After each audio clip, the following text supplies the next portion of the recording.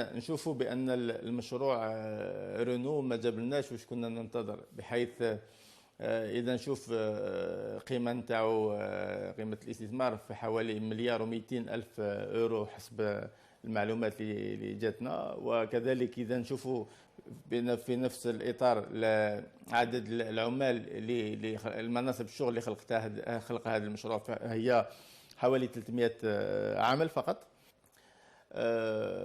وبالتالي نشوف بأن المشروع من حيث الغلاف المالي فهو كبير، ولكن من حيث الأهداف، من حيث يعني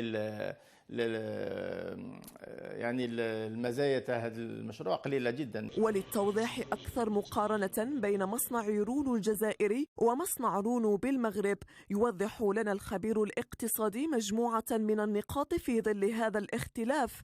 مقارنة بهذا المشروع نشوف مثلا في مشروع رونو طنجي تاع المغرب وين ما يتجاوزش المليار يورو، وين خلق لهم 4500 منصب شغل مباشر و20,000 منصب شغل غير مباشر. نزيد نتكلموا كذلك على عدد السيارات المنتوجة، فهي حوالي 400,000 سيارة بثلاث أنواع من السيارات. نزيد نتكلموا على كان فوائد هذا المشروع للمغرب، بحيث هناك أنشئ معهد لتقنيات الميكانيكيه نظن، دونك وين نسمح باش يكون مهندسين مغاربه وتقنيين في هذا المجال.